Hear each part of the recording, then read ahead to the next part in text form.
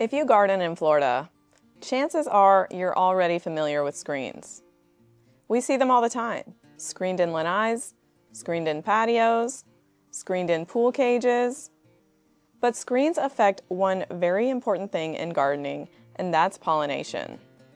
In today's video, I'm going to break down the different types of pollination and how screens can affect them so that you can understand what grows well under a screen and what doesn't. Let's get into it. Before we get started, I want to let you know that I created this PDF that you can get for free at my website, spacecoastharvest.com. I'll also drop a link in the description box below.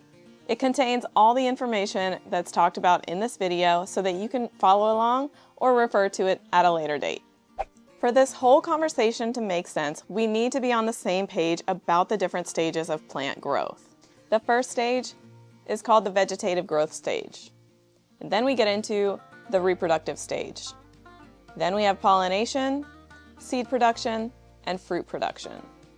Once you understand where different crops fall in this entire life cycle, it makes it a whole lot easier to figure out what you can put under a screen.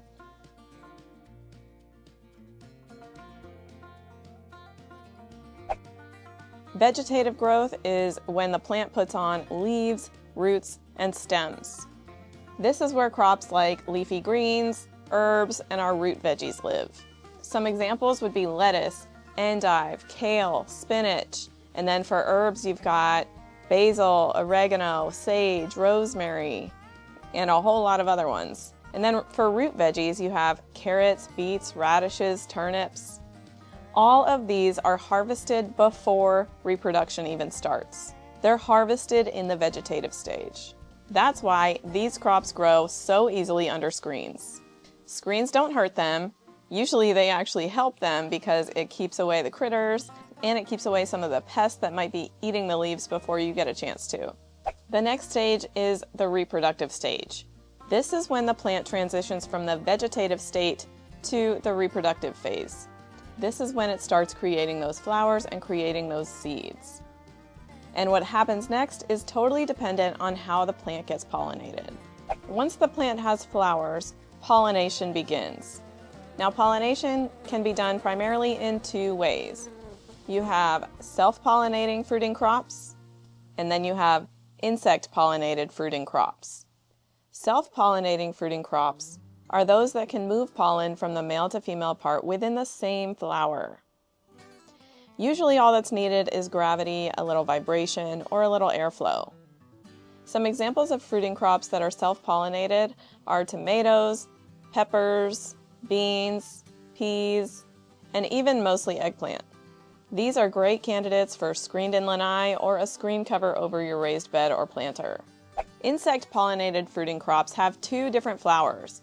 One is a male flower and one is a female flower, and they require insects to move the pollen from the male flower to the female to produce any fruit. The problem with putting these under screens is that screens will block those pollinators, so the plants will not get pollinated, at least not naturally.